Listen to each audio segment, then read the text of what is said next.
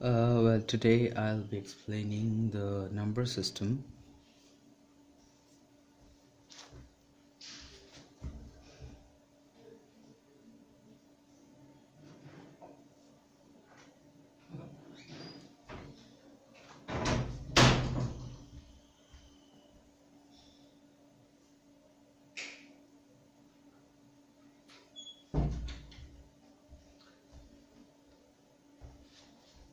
Today I'll be explaining the number system. I'm very sorry that that there is some kind of light reflection coming up from the background. I just can't help it. I'll try to make it better for the next videos. Now, the number system, for the basic of the number system, the first thing that you need to know that why number system is required. Number system is very basically required to count any object or any data. Well, data is very rare, but for counting any kind of objects or counting any kind of processing materials, you do need a number system. A number system can be of various types. Sometimes it depends on the type of materials that you're going to count. If you want to count something like only two type of materials, suppose in one ball you have you have a green colored ball, and in the other hand you have a red colored ball. So you would like to know,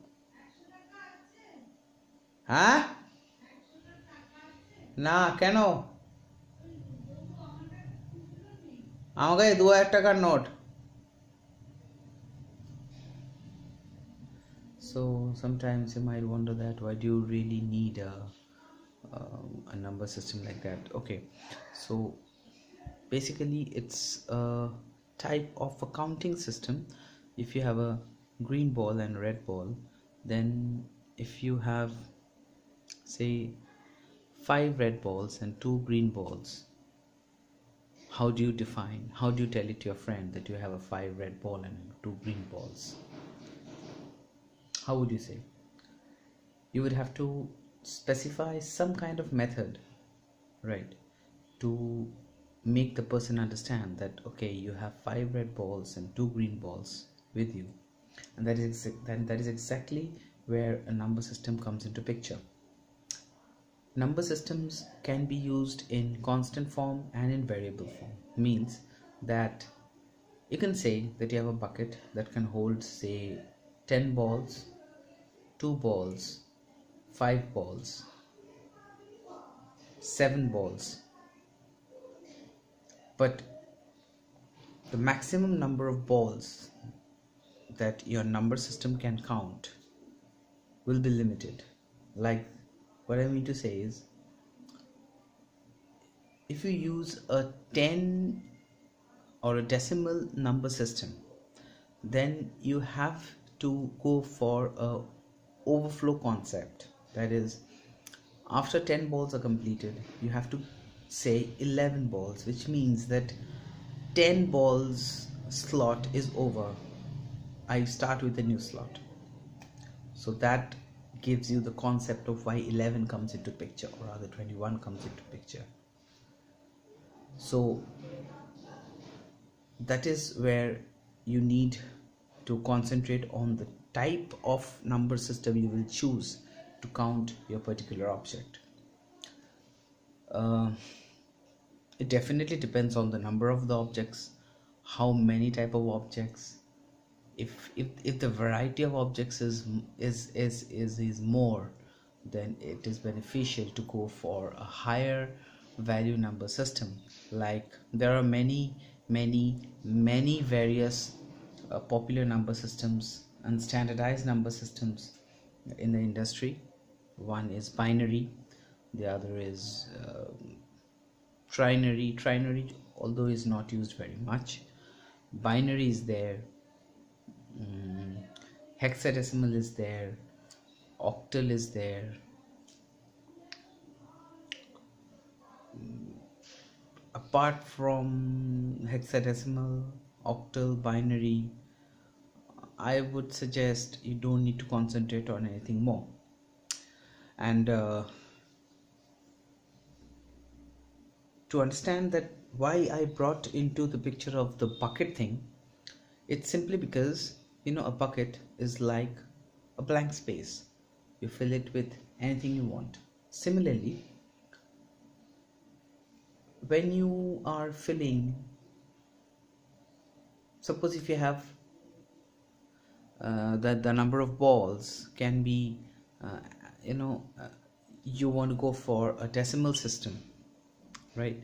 A decimal system, that is, you want to count the number of balls in terms of 10, right? So your bucket can contain 20 balls, 30 balls, 50 balls, that depends on the size of the bucket.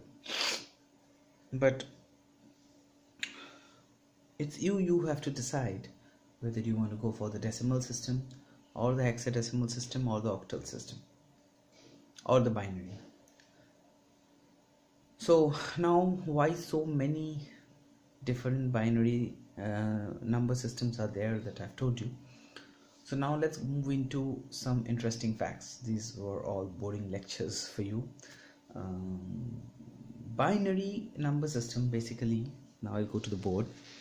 Binary number system basically consists of only two numbers, and that is 0 and 1. Number system mainly implies that how many different type of how many different type of individual numbers can be used to count a particular device or an element. Suppose if you have to answer in the form of yes or no, then I think binary would be the perfect choice for you, because 0 can mean a no and 1 can mean a yes, right?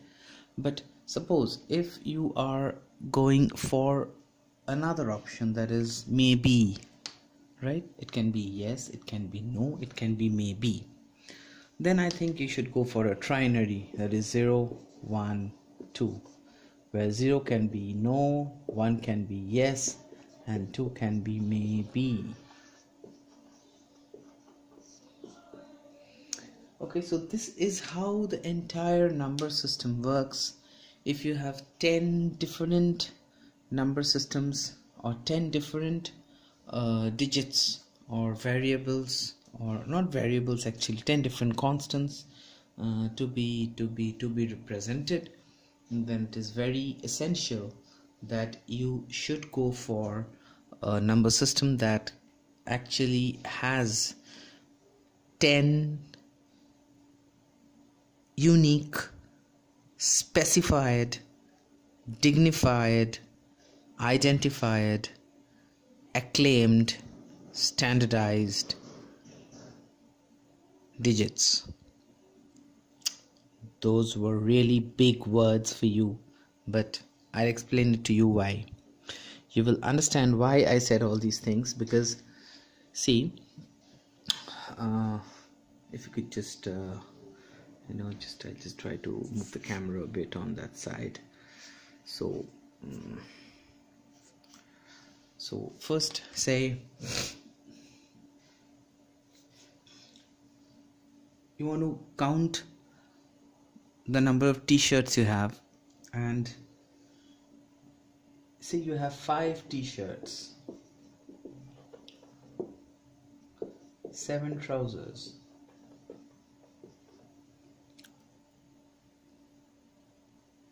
I'm sorry you can't see it.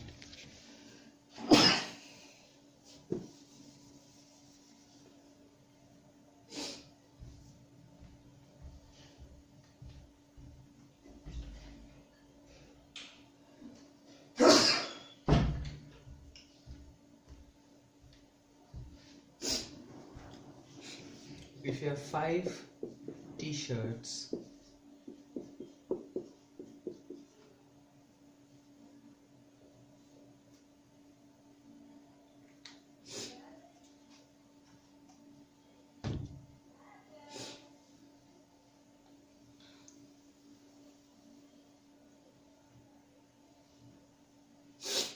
if you have 5 t-shirts, you have 7 trousers, and if you have, say,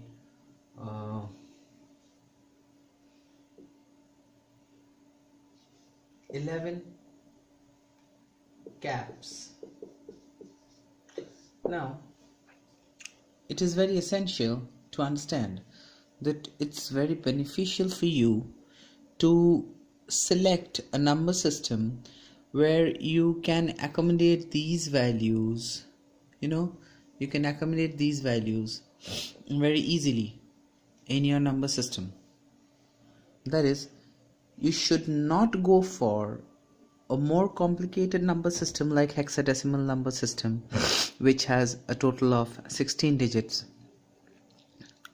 Neither should you go for a trinary number system where the number of digits will increase, right? Because 5 over here is a single digit. But if you take a trinary number system, 5 will get converted into a 2-digit number, right? So what will be the best option for you over here?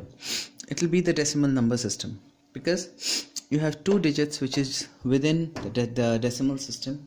You have only 1 digit, that is, you have only one value that is exceeding the decimal number system, but that's of no issue. So you can go for a decimal number system. Kano?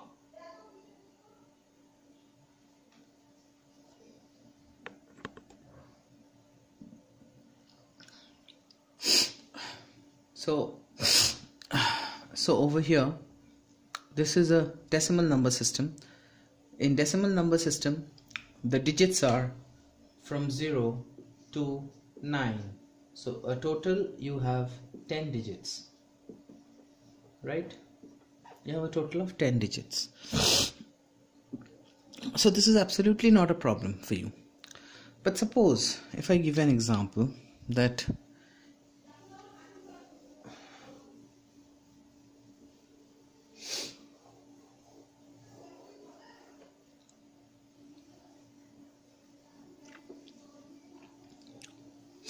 if I give an example of, say,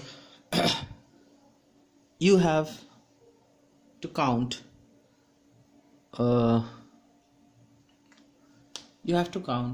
more than 10 items, right?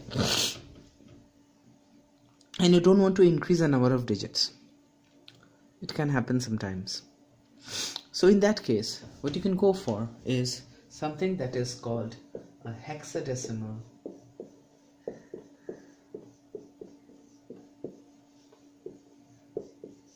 number system.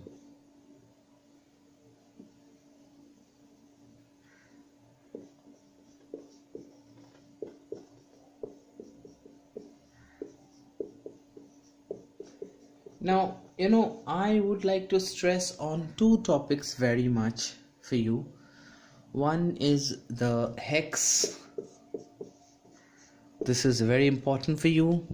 And the other is the binary. These 2 you must understand, because when you are moving into a particular embedded system domain, when you are going into the embedded system world, I understand that all your compilers and all your IDEs and all your GCC compilers, or I don't know what kind of compiler you're using, whether it is GCC or it is something else. You have your own, you can declare the number, it can convert it inside.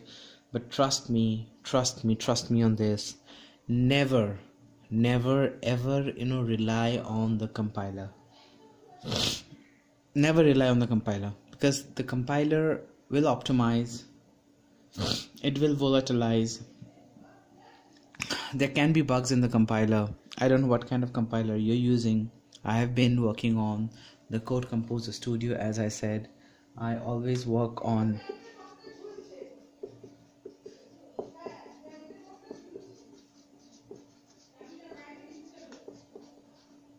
I always work on the Texas Instrument platform, and the Texas Instrument platform, they support the GCC compiler based on the normal ANSI C, right?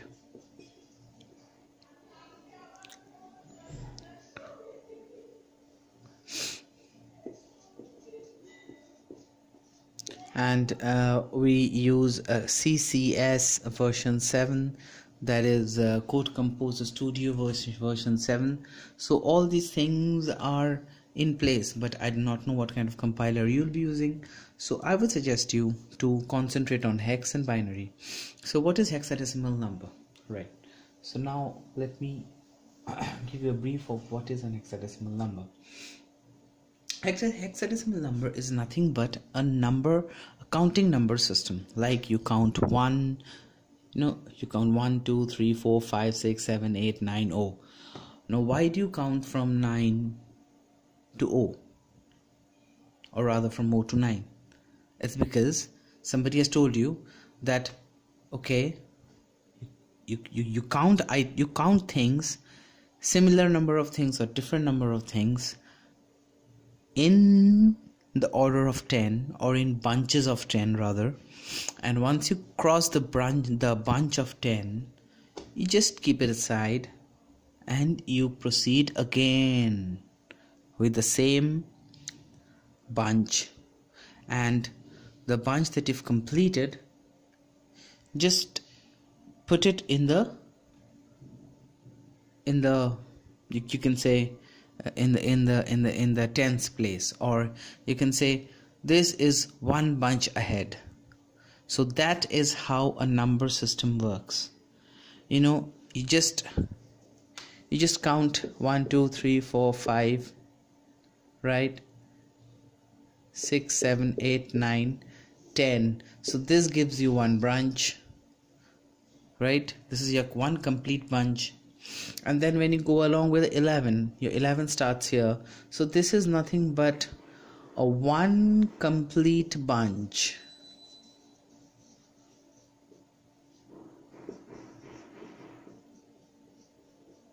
of your counting system.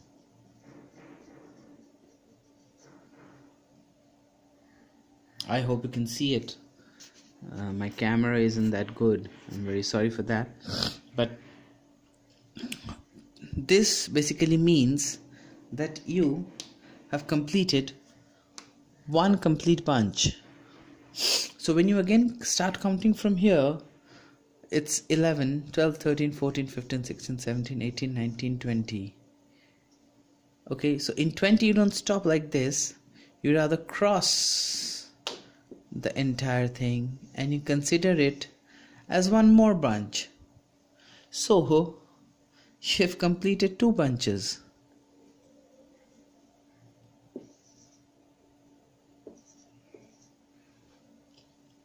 Right? So that is how, and apart from that, if you have say 3 left, so your total thing would be one bunch, two bunch, and 3 units, which doesn't complete a bunch. So that gives you a total of 23.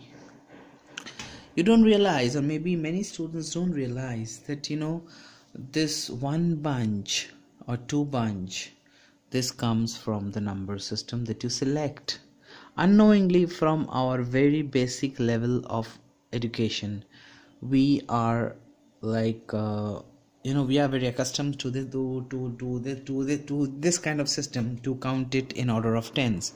But nobody asked the question that why should I go up to 10? I can go up to 5 and then again start from 1. Very right you are. You're on a penta system. But usually 10 is preferred because of many other reasons that I cannot cover in this video. 10 is easy to divide, easy to multiply. 10 is a number that can be sorted out very easily, and 10 is also a number or multiples of 10 is also very easily acceptable in currency formats or in financial accounting. So let's keep all those things aside. So now that you've understood that why a decimal system comes into picture, let's come into the picture of a hexadecimal system. I'll just bring along a few more color pencils, so just hold on.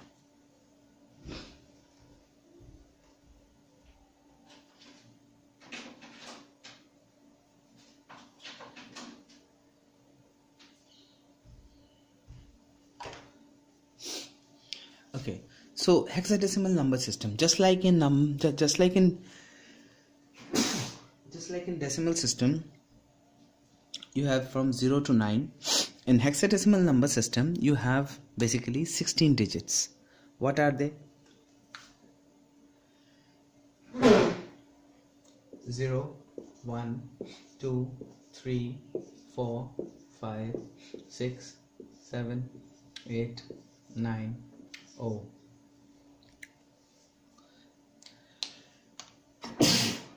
Till then, it goes along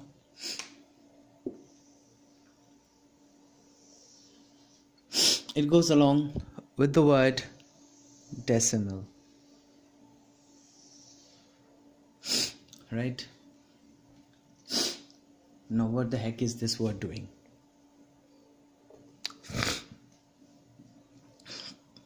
In this number system, there are few more digits. That is, after 0 you have A, B, C, D, E, F. Now you would say, what the hell is this? A, B, C, D, E, F. We learned it in the dictionary or in primary school. It's very true, because after 0 there were no such limitations that were discovered, or you can say you can say internationally, IEEE or other organizations, they decided to place these 6 digits as a part of the hexadecimal number system. So this hexa part, which means 16, or rather 6, is this. So your entire hexadecimal number system is nothing but a 16-digit number system. It is basically a 16-digit number system. Okay, it is a 16-digit number system, and I'm sorry, maybe you're not able to see. Yeah, so it is a 16-digit number system, and these are the 16 digits. Okay, so that was a very basic of what number system is all about, and why number systems are required, and what details you need. So now let's get into the basics of embedded systems. Okay, so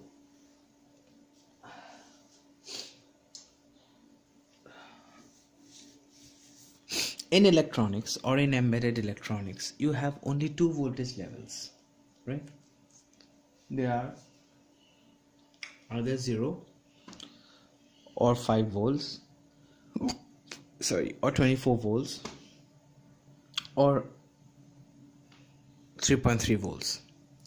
So whenever a voltage level, if I am supposed to draw a graph like this, right here, I consider this as time in, say, seconds in SI units, and this is voltage in SI units. And if I draw a proper timing diagram, if you remember, then suppose if a timing diagram behaves like this,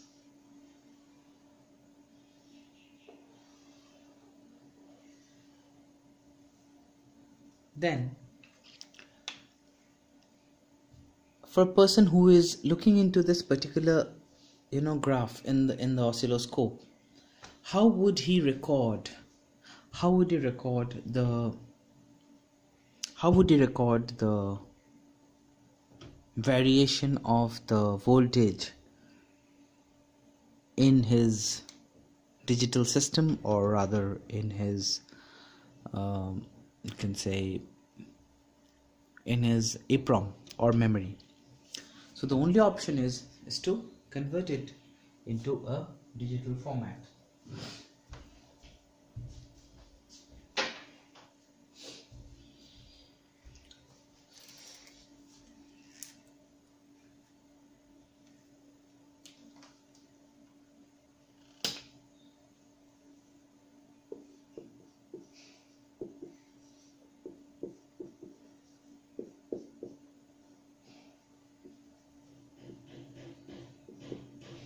So when you convert it into a digital format, what happens is you have to define one particular voltage to one particular level. That is, you can say that, okay, fine, okay guy, I'm happy, this is say 1 volt and this is say 3.3 volts. I guess you can see this is 3V3 and this is 1V. Okay, I don't know if the video is coming too small because I'm just recording in my very simple camera. I don't have an iPhone, I'm not so rich. So what I wanted to say is that, so when you are basically analyzing this particular kind of a graph, what you do is you have to know at what time is the voltage level changes, right? So if the person notices that the voltage level changes has been like 0 second, 0.5 seconds, 1 second, 1.2 seconds, 1.7 seconds, and then maybe 1.9 seconds. So if you have a 2-minute window, if you have a 2-second window, so if you are sampling, say, I hope you understand the word sampling. So if you are sampling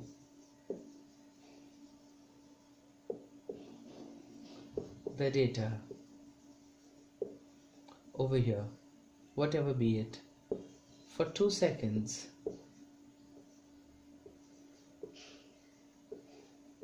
and storing it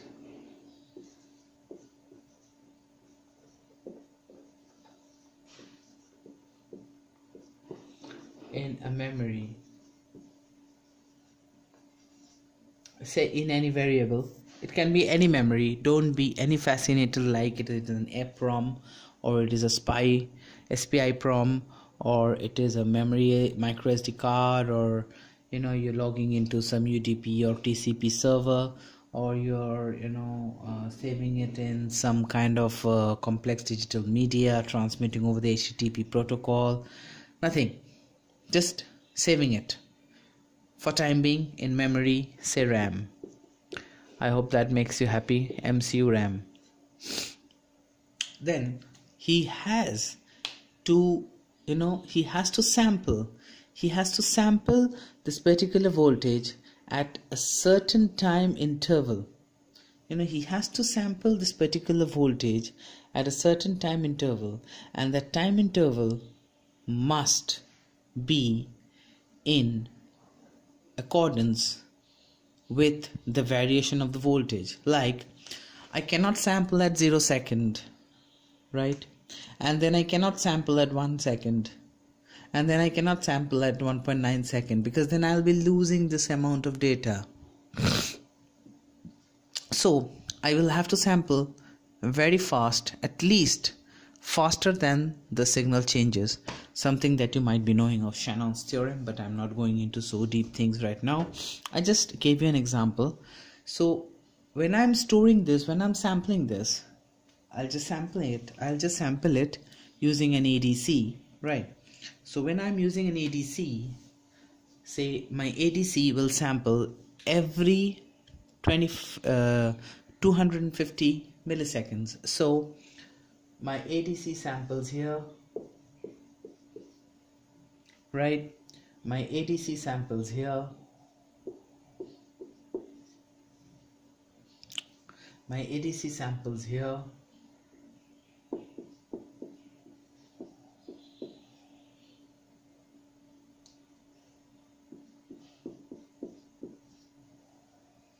right?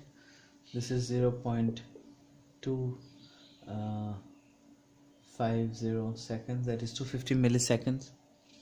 Okay, my ADC samples here, right? That is 0.75. My ADC samples here, my ADC samples here, that is 1.25 milliseconds, right? Rather, I'm sorry, it should be on the right. It should be a bit on the right, because 1.2 is over here. Actually my graph is not to the scale, that is the problem. My ADC should have sampled somewhere here, right? And then my ADC will again sample over here, and then again my ADC will sample over here. So whatever be the case, what I wanted you to know is that whenever the ADC samples and it sees that the voltage is 3.3 over here, it is 0, 0, 0, 0, 0, again 0. So what is a stream? What is a stream of data that is coming up? It is nothing but something like this. It starts off with a 1, because a 1 represents a 3.3 volt. Over here it drops to 0, so it's a 0.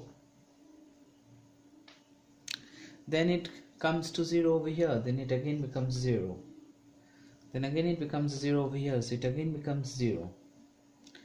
Then, I mean, this should have been a much smaller. Then again at 1.25 it again becomes 0, so it becomes 0, right? So after that it's a 0 over here, 0, and then over 0, and then over here maybe it will be a 1. So the entire data is represented in form of 0 and 1. So this is what we call a binary number system, where an entire format of data can be represented by only 2 digits, that is 0 and 1.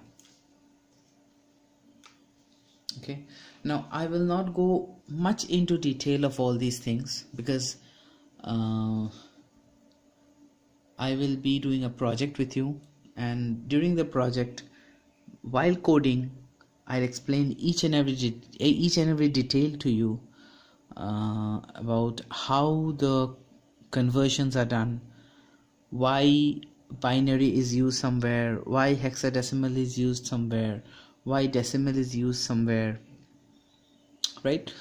One small thing that I should tell you over here is that, how to convert very simply a binary to a hexadecimal, and you need it for daily life in your coding. If you have a binary number,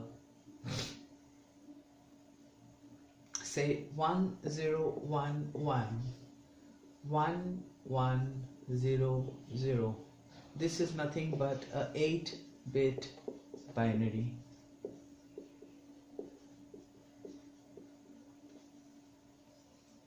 Right, this is an 8-bit binary. I hope you can see it. It is an 8-bit binary.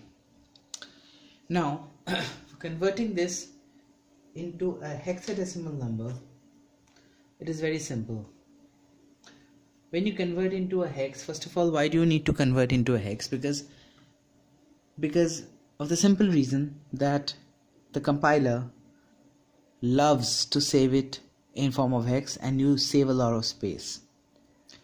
But let me tell you, inside the memory, inside the ROM or the RAM of the microcontroller or microprocessor, it is never saved in form of a hexadecimal number. It is always saved in form of a binary number. It's just for the helpful use of the programmer and the compiler and maybe the linker that it is converted. So it's and it is also very easy to remember, like I'll show you what this particular number represents. 10111100. See, 1011,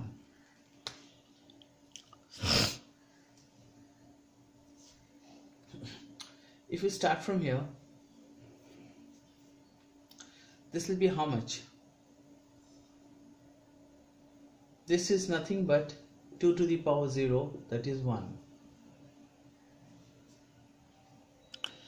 multiplied by 0. So that gives you a 0. Why did I do a 2 to the power 0? Because this is a binary number system. In a binary number system, the position of the digit has the value of the power of 2. That is the 0th position, so this has the value of the 0th power of 2, so that's 1, multiplied by the actual value which is over there, that's 0, so it's 0. Over here you have 2 to the power 1, that is 2, into 0, so that again becomes a 0. Over here you have 2 to the power of 2 to the power of 2 multiplied by 1, that is 4.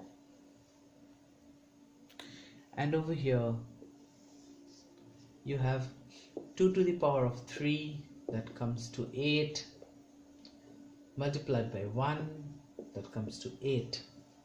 So the total value of this particular part is nothing but, this particular part will come out to be 8 plus 4 plus 0 plus 0, that is 12 in decimals. Now you'll ask me that, sir, you've been multiplying it by the power of 2, then why are you considering it in decimals? That's very true. The reason being that whenever I am converting it to the base of the number, the result will come out to be in decimals. The details I will explain to you later on, but as of now, just keep it into mind that 1100 is 12 in decimals. Now 12 in decimals is how much in hexadecimal? You need to know. If you remember, I told you 0, 1, 2, 3, 4, 5, 6, 7, 8, 9, 8, 9, A, B, C, D, E, F. So 9, 10, 11, 12. So it is C. So this will be C. Okay. Similarly, now we will convert this part. The conversion of this part will be the same procedure. 2 to the power 0, that's 1, multiplied by 1. From where is this 1 coming? Because the place value is 1. Here it was 0, so I had multiplied it with a 0. So this is 1. This part will be 2 to the power 1, that is 2, into 1, that comes out to be 2. This in any case will lead to a 0, and this in any case will lead to a 8. So the total number will be 8 plus 0 plus 2 plus 1. So that's 11 in decimals. So 11 in decimals will be how much? Can you tell me? Well, I tell you, you're not there. I'm not taking a class directly. I hope someday I take a class, I'll ask you. So 11 in decimals turns out to be B. So this is nothing but B. So this particular 8-bit binary number, when expressed in terms of a hexadecimal number, will be written as 0x, and never forget this, please. I know there are many people who have a lot of opinion about this. If you're working in an embedded field, I'm not at all bothered about people who are working on C programs, who use scanf and printf, and who are using Windows and Linuxes and different kind of computers for generating programs or writing macros and preprocessor directives. I'm really, this lecture is not for you. This lecture is for those people who are going to write a microcontroller or microprocessor program which will be used for driving a particular system. And if you don't give a 0x, sometimes the compiler mistakenly takes it as a decimal. Here it will not happen, but in some cases it might. I'll show you why. So your number would be 0xBC. Now suppose if your number came out to be 0x11, and instead of writing, you had written 11 without specifying the type def, then God only help you. It could have been 11, and the 11 could have created a havoc in your program. You could receive unnecessary results and totally very irritating and unexpected outputs. So this basically completes your hexadecimal, binary and decimal system, number system. I did not cover a lot of things. I do accept, that is, how to convert a decimal to a binary, how to convert a binary to a decimal. I did not cover how to convert a hexadecimal to a decimal or a binary and all these things. But never worry, I am there with you. I will go along with you. I will do whatever you need. I will guide you for all the kind of programming that you need, all the kind of conversions that you need, all the kind of trips and tricks that you need, all the kind of thumb rules that you need, and everywhere and every through and in each and every program. The very first thing that you need to realize is that you need not learn everything at the first go. Just get the basics done. You have to know the number system to go into the basics of the C programming, to go into the basics of the data structure, to go into the basics of the MSP430 that I said that I will cover. And I hope you've watched my previous video, and if you have watched my previous video, then you will realize that that MSP430 is a plethora of applications. It's a beautiful microcontroller for people out there who are really planning to make things, people, students who are really planning to make big robots or bots or drones or home automation products or internet controlled or internet operated devices, IoTs, smart metering or RF, wireless, audio systems, digital audio systems, even healthcare products, biomedical instrumentation, everything is really everything is just smooth and perfect once you have your basics done. So let me call it a class and you just revise. I would recommend you some books on my website where I will upload this. If you have any issues regarding the kind of representation that I have, I'm very sorry. I don't have much resources. I am not so rich that I can afford a big projector and take a class, but I will do my level best to improve myself. So if you have any kind of suggestions to improve, I know I'm not perfect. If you have any kind of suggestions to improve, then do write into the comments of my own website. I'll just give you my own website.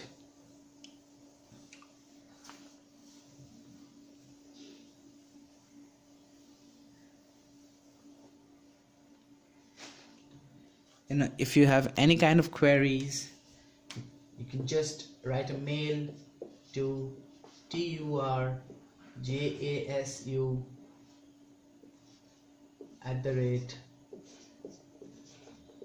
turjasusworld.in. I hope that is quite visible. And if you have any kind of interest in looking into my website, there are a lot of projects out there, then you can visit www.turjasusworld.in. It has a plethora of free projects. Some projects you can buy, some most of them are there for free. The best part is I do not charge for giving you the Gerbers. I do not charge for giving you the schematics. I do not charge for giving you the layouts, the main project idea. But yeah, if you want a complete project, I have to charge you because I have people working with me. So it's just that, just check out this website. I'm sure you'll have a lot of information. It's a very new website coming up. I have been making it slowly, steadily. You have some projects over there, and if you have some good project ideas, please do let me know in my email address. I will give you my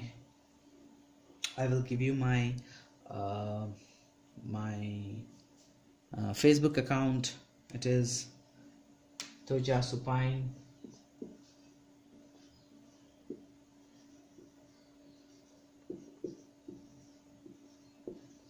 So you can really connect me on Facebook.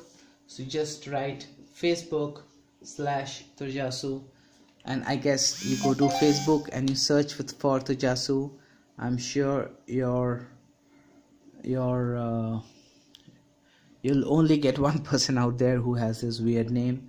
So you can really contact me over there. And there's a chat facility. Yeah, I forgot to tell that. It's very new. There's a chat facility in my website. So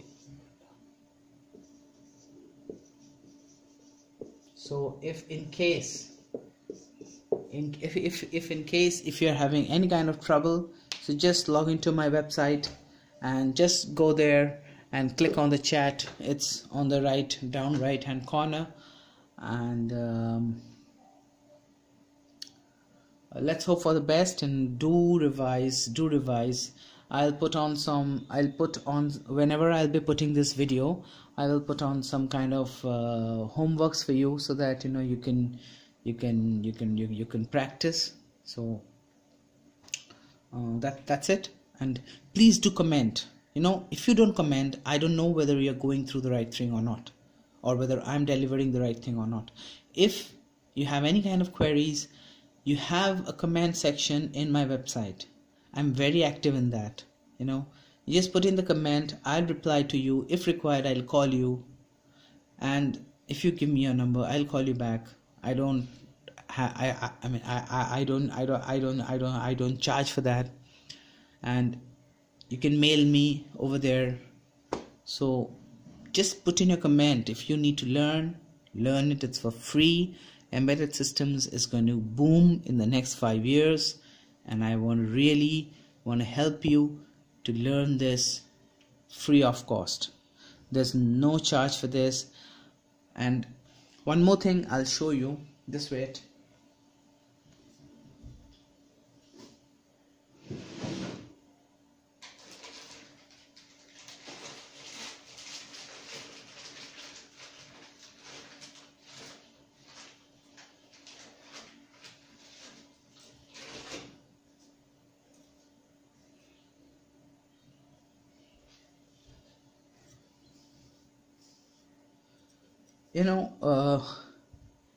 I don't know if you can see, but this is a remote controlled switchboard, and we are going to make this project successful. So I will guide you through the entire process. This particular project is tested, it is tested from our company. So you can see the logo of the company, Ifabex Technologies, IFT. I don't know if you can see it over here. It is given over here, IFT. It is tested from IFT, and you will be doing this project from blank to the full. It can control one to loads, 2 AC loads. It can control 2 AC loads and 1 variable load, that is a fan or a dimmer. It has a 16x2 LCD interface. It has a MSP430 microcontroller.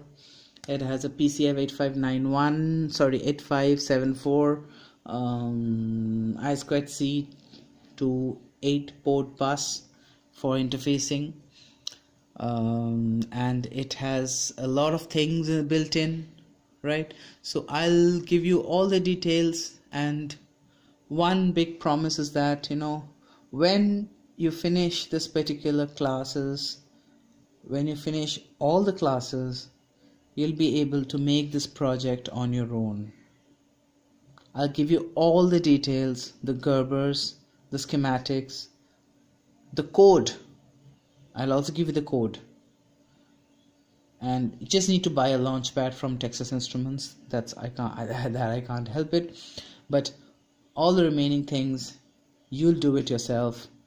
But you have to follow the classes very seriously, right? So that's bye from me. Bye from me. I don't know whether you can see me properly. Bye from me next time with this, and I promise you'll be making this on your own. Till then, bye bye.